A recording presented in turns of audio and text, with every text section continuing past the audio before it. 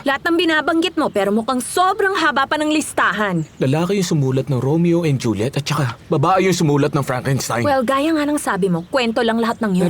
Evet, tamam. Pero ganun talaga ang mga babae. Isipin mo, 5-year-old na babae, tatakbo sa likod ng kurtina at pagkatapos, tatakpan ng mukha niya at sasabihin, bride ako, pero hindi yun gagawin ng lalaki. Gagawin ko yun. Oo, but girls also play with toy guns at nagpe-pretend din sila na nabaril ka nila, so it's the same thing. Ganun lang rin naman yun, di ba? Parehas lang naman yun. Tama ka naman doon, Evet, kasi pag lalaki ka, pinaglalaban mo. Pag babae, nangangarap lang. Lumabas rin ang totoo na misogynist ka. Hindi ako misogynist, Ada. Eh di ano ka? Hindi ako makikipagtalo sa'yo. Bakit naman hindi, sir? Bakit? Magandang tanong yan, tamam. Sasabihin ko kung bakit. Kasi naniniwala ka sa paniniwala mo. Lahat tayo may iba't ibang side, Ada, at yun ang katotohanan. Dapat marunong ka umintindi. Iba't iba ang opinyon. Ako talaga? Ikaw! Di ako makaintindi? Oo, ikaw nga! Biglang ako yung hindi makaintindi? Kung ganyan ka mag-isip, ikaw ang hindi marunong umintindi. Iba't iba tayo ng paniniwala at opinyon. Respetuhin mo din kung ano yung paniniwala ko. Pasensya na, Uncle Zafir, at gumawa pa kami ng gulo dito. Aalis na lang po muna ako. Mauna na po kami. Thank you. Diyos ko, sana Tara, na. Celine, umalis na tayo dito. Huwag mong damdamin, Ada. Aalis talaga tayo. Evet, aalis talaga tayo. Tara na! Ada, nakikiusap ako at nagpapasensya sa ginawa ni Bora. Ayos lang ako, Uncle Zafir. Pasensya na kung nagkagulo pa dito. Pasensya na kung nagkaroon pa ng gulo dahil sa usapan namin. Ikaw ang nagsimula nito. Bora, alam mo ba nakakabastos yung ginagawa mo sa mga bisita natin at talagang habang kumakain pa tayo? Ay, hindi po. Ayos lang po, Uncle Zafir. Sanay na po ako. Hindi na po ako nagugulat sa ginagawa ni Mr. Bora. Hindi na talaga. Evet, tama yan, Ada. Nagugulat ako sa'yo pero alam mo, Hindi ka na magugulat pagkatapos nito. Dahil tapos na ako. buti naman. Umalis ka na. Aalis talaga ako! Tamam. Umalis ka na rito. Sana hindi na lang kita nakilala!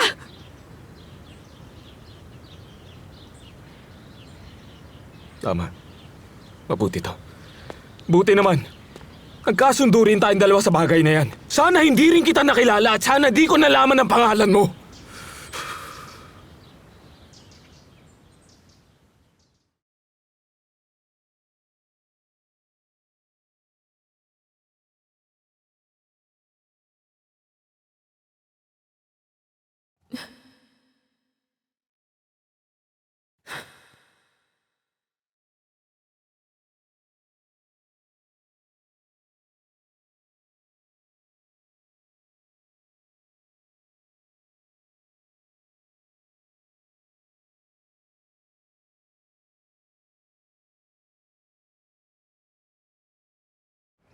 Sabi niya walang love.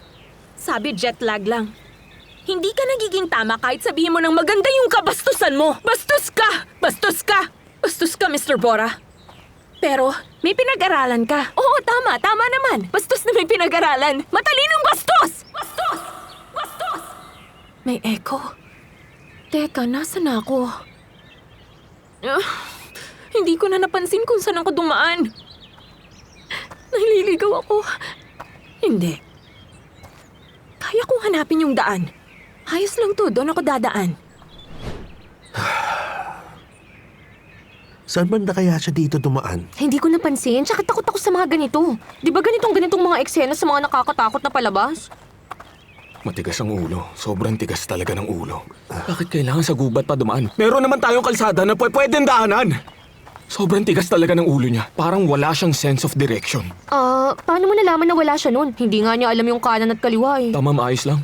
Teka, dito siya dumaan siguro. Hindi siya pipili ng diretso. Kilala natin si Ada. Dito ako dadaan, diretso ka naman. Tamam? Sabihin niyo agad pag nakita siya. Tamam? Tamam. Sumigaw na lang tayo pag nakita siya. Bahala na kayo. Alam mo, interesado talaga ako sa gubat eh. Alam mo ba yung gubat Ali! na to? Yes. Hinahanap natin si Ada. Tamam? Tamam. Tandaan mo yan. Tamam. Good. Ba't kasi nakapasok siya dito sa bahay na to? Parang ahas lang na biglang nandito. Alam ko ang gagawin ko sa kanya. Pinigilan ako. Sabi ni Evren, umiwas na lang ako sa gulo nilang dalawa. Hindi na magiging tahimik tong bahay.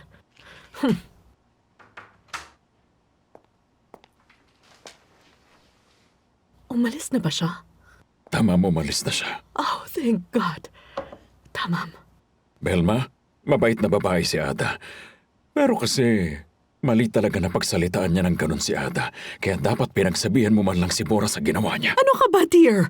Hindi ko naman sinabi na masamang babae si Ada. Para sa akin, ayoko lang talagang makialam sa gulo pa nilang dalawa. At saka, para din naman sa atin to. Hindi ba, Zaffer? Sige na, bukas na lang tayo mag-usap. Matutulog na ako. Teka, sa oras na to? Maga pa para matulog. Gusto ko lang magpahinga kasi grabe talaga yung nangyari kanina. Kailangan ko to itulog para mawala yung bad energy. Bukas na lang tayo mag-usap. Tamam, good night. Magpahinga ka na maayos. Sinabi niya talaga yun. Grabe siya. Sinabi niya habang nakatingin sa mata ko. Sinasabi niya yan sa babaeng nasayang ang buhay at pangarap dahil naniniwala sa first love? Bastos siya! Matalinong bastos! Ah! Ah! Mr. Bora? Mr. Bora? Mr. Bora, anong ginagawa mo dito? Ada, may tatanong ako. Kasi hindi ko makita yung sagot. Sana alam ko yung sagot. Makikinig ako. Ba't ganun? Pakiramdam ko talaga na may mangyayari masama sa akin sa mga susunod na oras. Sige, sabihin mo sa akin. Ba't ganito pakiramdam ko? Bakit? Alam ko kung bakit ganyan ang nararamdaman mo. Ang tawag dyan, full moon effect. Teka nga lang. Ano pala ang ginagawa niyo dito? Hindi ba dapat ako ang magtanong sa'yo niyan? Evet, kasi Mr. Bora, ang totoo naligaw kasi ako. Nung umalis kasi ako, ang dami kong iniisip, hindi ko na napansin kung nasan ako. Lakad lang ako ng lakad ng lakad ng lakad. Hindi ko na napansin kung saan ako dumaan. Mahina pa naman yung sense of Ada, direction tama ko, na. kaya naligaw Ada, ako. shush.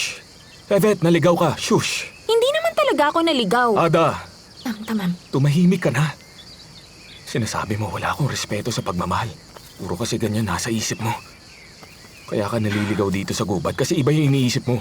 Pero Mr. Bora, di ba sabi mo, may mangyayaring masama sa'yo within 30 seconds pagkasama mo ko? Pero wala namang nangyaring masama. Kaya ibig sabihin, mali talaga yung iniisip mo. Tigil! Walang gagalaw! Taas ang kamay! Military territory to. Paano kayo nakapasok dito? Lumipas na ba yung 30 seconds, Ada?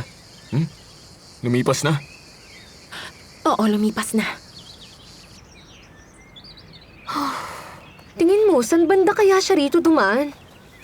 Sigurado ako na hindi pa siya nakakalayo dito kaya mahahanap natin siya. Kaya magtiwala ka lang. At saka dito ako lumaki kaya kabisado ko dito. Teka, di ba dumaan na tayo rito kanina?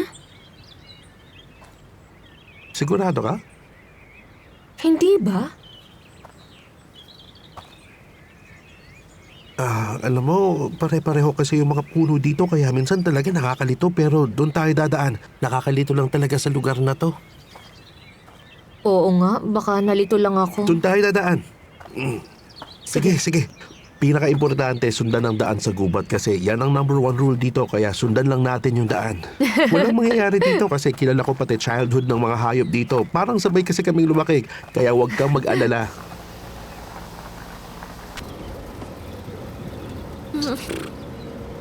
Ngayon na alam ko na lahat. Grabing adventure to, di ba? Ada, Ano yun, sir? shush. Please, shush. Kahit sandali lang. Okay, sige na nga.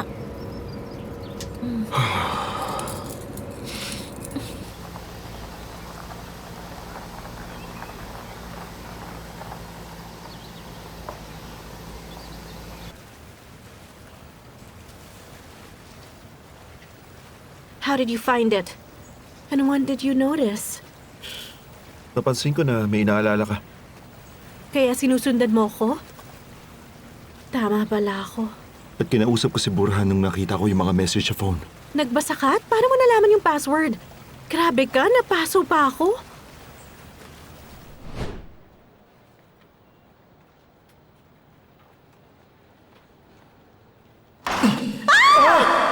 Rosgar, ano bang ginagawa mo? Napaso tuloy ako!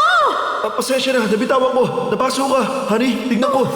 Hayaan mo na! Ako na bahala dito. Ano ba yan? Hindi ka nag-iingat? Pasensya na talaga. Hindi ko Hayaan mo sinasadya. na.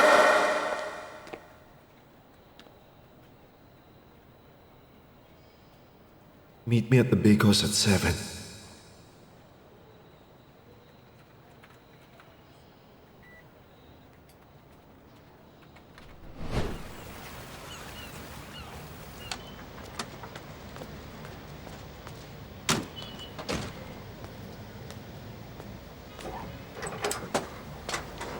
Tara na, Ada. Baba! Aray! Walang gagalaw! Bitiwan mo siya, bitiwan mo!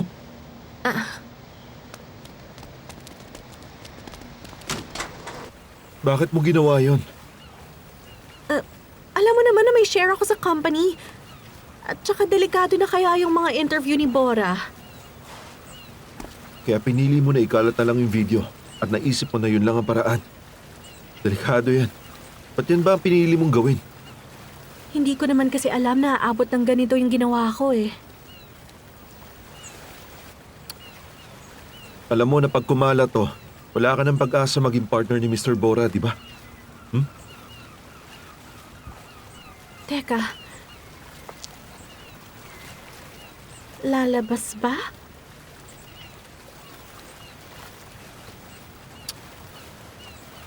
Kinausap ko na si Burhan para hindi kumalat. Halika dito. Halika. Sinigurado kong tahimik siya. Ikaw ang mahal ko. Ikaw ang fiancé ko. Kaya huwag ka na mag-alala, okay? Atin-atin lang to.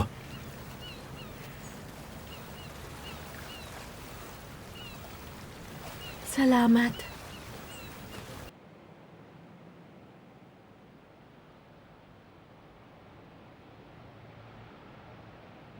Kailan ba babalik yung commander dito? Hindi kasi tayo pwedeng makagamit ng phone. Kailangan bumalik muna siya kaya tinatanong ko. Alam mo dapat gawin pag alis dito. Ano yun, Mr. Bora? Paglabas natin dito, gagawa ko ng bagong cheque para sa'yo at ibibigay ko. Gastusin mo na maayos. Gawin mo kahit anong gusto mo. Tamam? Di, Ada? Di ko alam bakit palagi mo nalang sinasabi na bibigyan mo ako ng cheque. Sa totoo lang, hindi kita maintindihan. Di mo maintindihan. Papaliwanag ko. Tumingin ka sa paligid mo. Tingin, sige. Tumingin ka sa paligid mo. Nasaan tayo? Nakakulong tayo kasi lumabag tayo sa military zone. Ano? Bakit? Kasi pumunta ka sa gubat.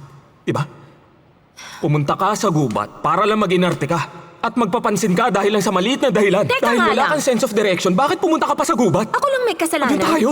Ano tayo, Ada? Ha? Mga traitor ba tayo? Mga spy ba tayo, ha? Mga terorista Ay, ba syempre, tayo? hindi. Dalawa lang tayong inosenteng tao. Bakit tayo nandito? Nang dahil sa ginawa mo. Bakit tayo nandito? Kasi pumunta ka sa gubat. Tamam, pumunta ako sa gubat pero bakit sumunod ka pa? Hindi ka na dapat sana sumunod sa akin. Tamam. Hindi na ako makikipagtalo sa'yo. Kanina pa tayo hindi natatapos. Tama na, Ada. Tapos na. Shush. Ayoko na. Tama na.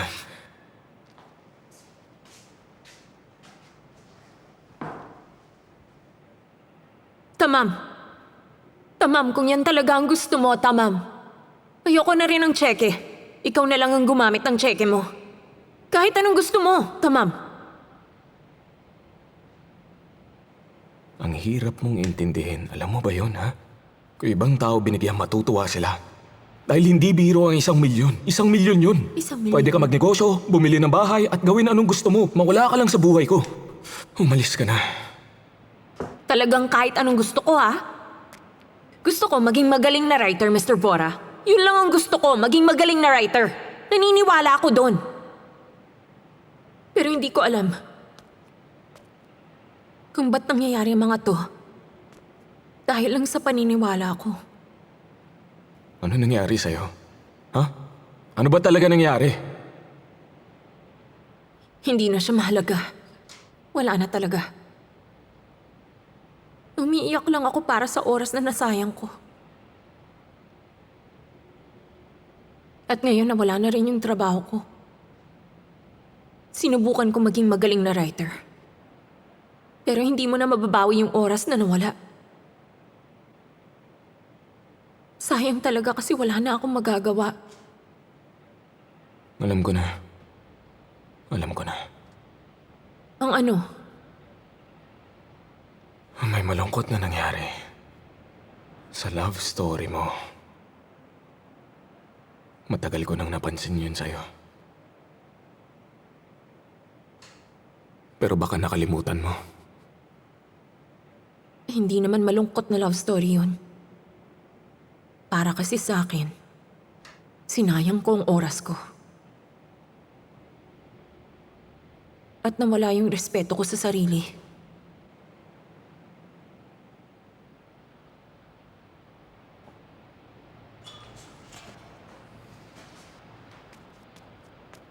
Ano, masakit ba? Kasi ako nasasaktan.